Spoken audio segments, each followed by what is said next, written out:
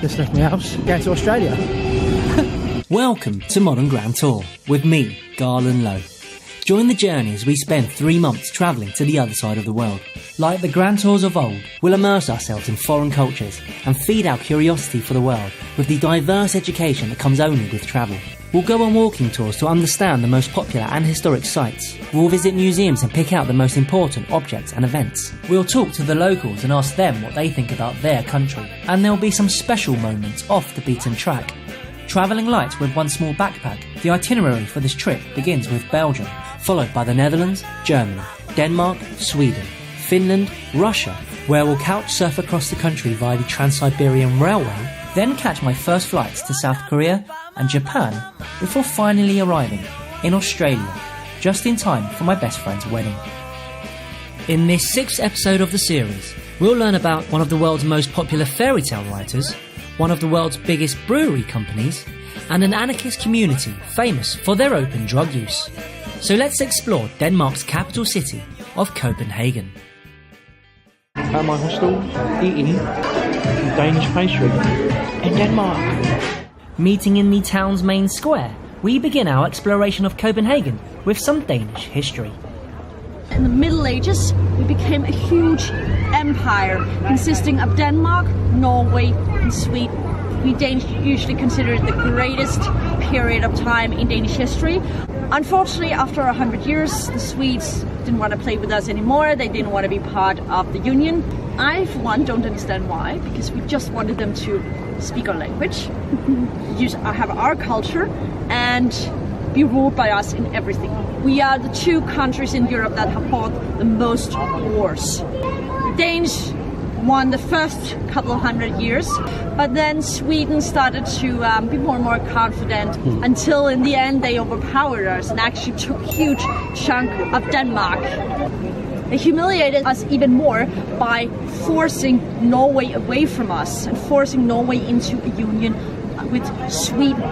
So suddenly, from being this large empire, Denmark was suddenly a tiny country.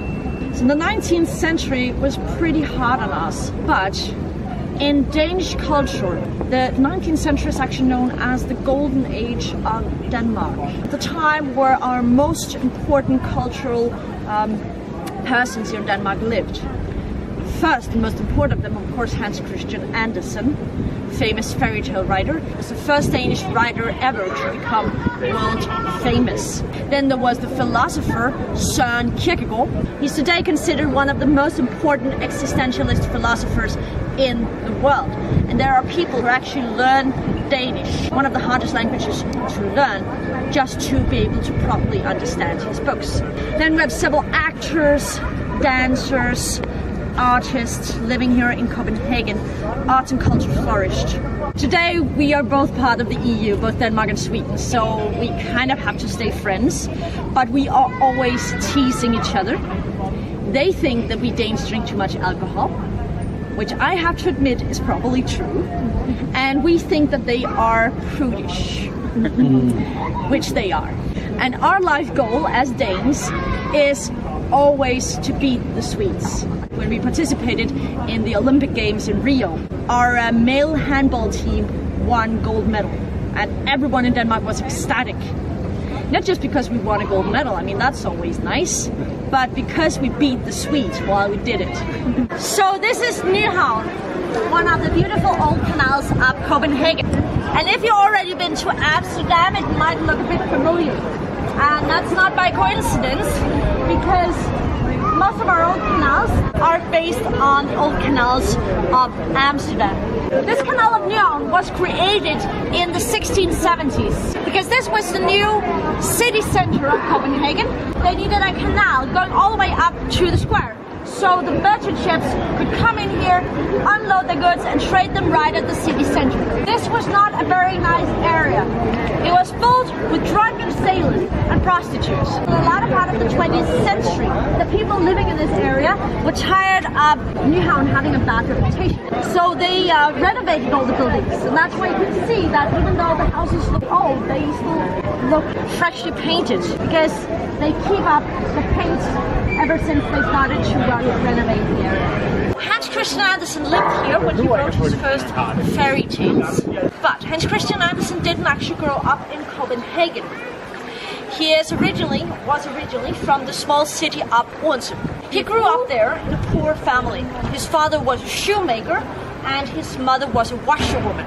Hans Christian Andersen was supposed to learn a trade to support his family. He was supposed to be a tailor. But he was a very sensitive young boy. He loved the theater. So when he was only 14 years old, he left his hometown, went to the big city.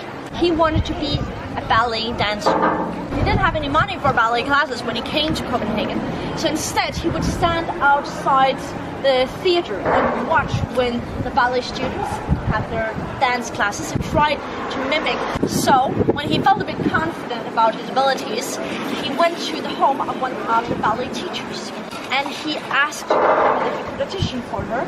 She was very nice to him. So she took him in and said, okay, I'm going to play the piano, dance to that, and let's see what you got. She later said that it was one of the weirdest things that she had ever seen in her life. Poor Hans Christian was crushed. But it didn't take him long to realize that, well, if he wasn't cut up for the ballet, he was meant to do something else. So his new idea was to be an opera singer. Now, he actually did have a nice soprano voice. So he was actually accepted to the boys' choir at the Royal Theatre. He was only there for short, because you know how it is when you're a boy and a teenager.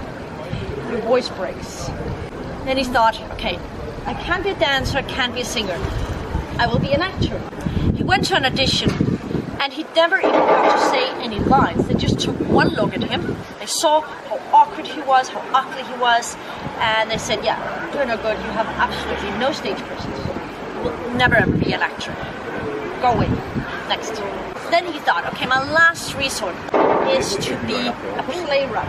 I'm going to be the Shakespeare of Denmark. Started to write a lot of plays, and he sent them to the director of the theater. Only problem was that he couldn't really spell because he had had a really poor education coming from a poor family. The director of the theater summoned Hans Christian to his office, and the director said to me, Hans Christian, I really admire your determination, but you can't even spell. What do you think? But I talked to some of my friends, and they are willing to pay for your education. And then, when you finish that, write me some more. So Hans Christian Andersen was sent back to school. And he had a miserable time there, because he was much older than the other students. They all made fun of him because he was so awkward and so shy.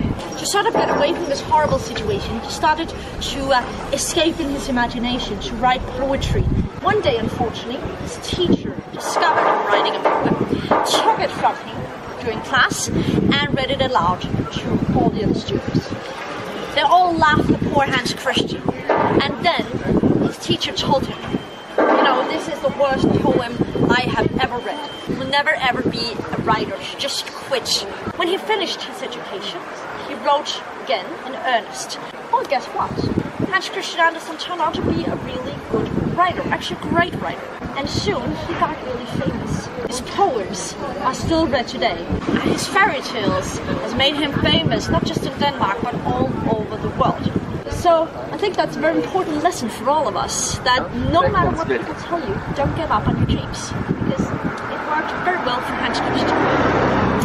Let's go this way now. The Queen lives in that building over there. On her birthday in April, she comes out to the balcony there with her entire family, and she does the royal wave. This square here is full of people, full of Danes, all waving the Danish flag. And we love her because she is such a character. Now, Denmark is a country where in recent years we've become, we'd almost say, health obsessed. But the Queen, she's a chain smoker. She has been for years.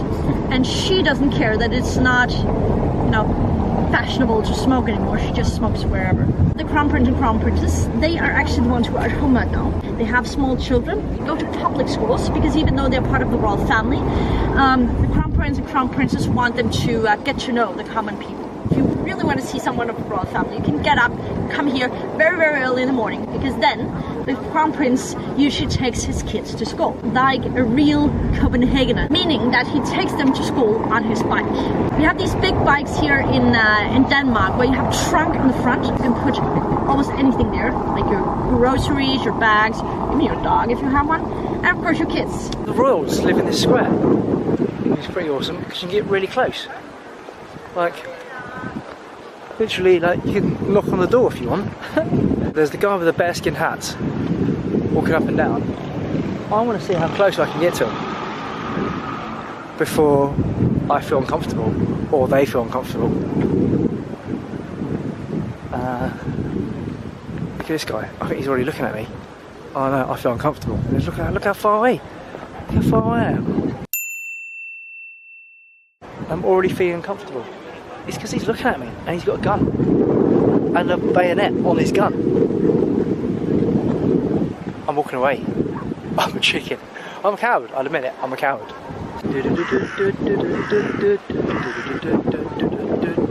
Presented to the city by the owner of the Carlsberg company in 1913, Denmark's most famous statue is based on Hans Christian Andersen's The Little Mermaid. 50 years later, the mermaid was mysteriously found decapitated, which, although clearly not part of Hans Christian's original story, would have made a spectacular surprise ending for the 1989 Disney film.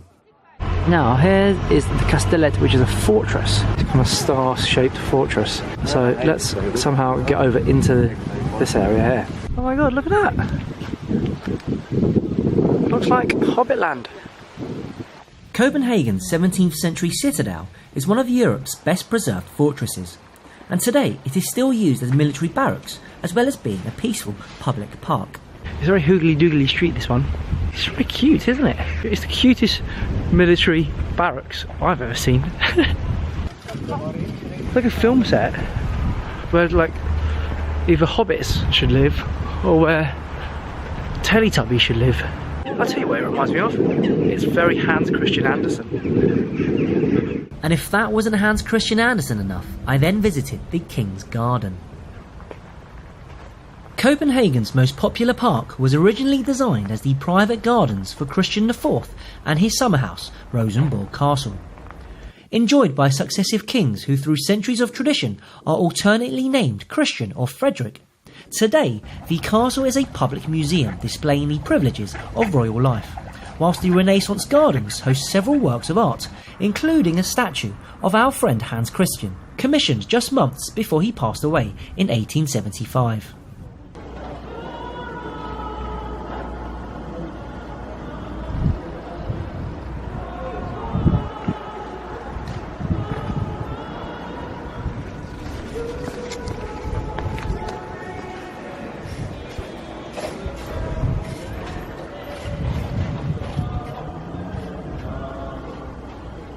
Spent some time sitting in the church.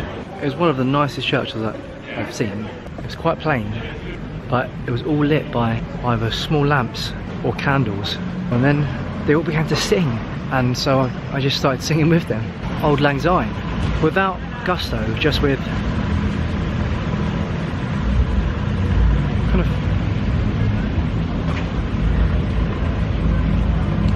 of sensitivity, I would say. Really nice. Something that I noticed about Denmark is their language. Their language involves letters that no other language has. There are all these little bits and bobs on top of letters, or underneath letters, or through the letters, or letters joined together. Just this shop here, I don't even know how you would say that because of the symbol on top. Lele. Copenhagen Museum. But there's the little strike through the O, the diagonal strike. The little O above the A, Dorunaflast. The A and the E in Europeisk. And just try pronouncing the word underneath it. Europeisk Reserofregering. Twaalfde Fabrikenis. How long do their words need to be? A lot of cycling shops as well.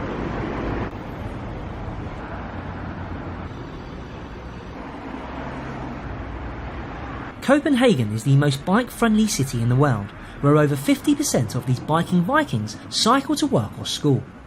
As well as the positive effects upon personal health, individual finances, time efficiency and the environment, The impact on Danish society when accounting for public sector savings and private sector productivity is estimated to be over 200 million euros each year. This success story has led to the concept of Copenhagenization, where cities around the world try to emulate Copenhagen's biking culture. Look, a sat-nav, like a computer thing. How cool is that? I've noticed on the street there seems to be a lot of sweet shops. They really love sweets a lot. With the traditional Friday in Denmark set aside for fredagslik, or Friday candy, where families relax in front of the TV eating bowls of sweets, it is not surprising that Denmark consumes more sweets per person than any other country. And the most popular of the sweets, you might be able to tell from the assortment in this shop, is licorice. Look at all the different types of licorice they have. Look, that's all licorice as well. This whole shelf is licorice. The Danes, they absolutely love it because they get fed it as kids. Originally sold in pharmacies in the 1800s to relieve sore throats, Danes now consume licorice any way they can, such as licorice salt, licorice ice cream and licorice beer.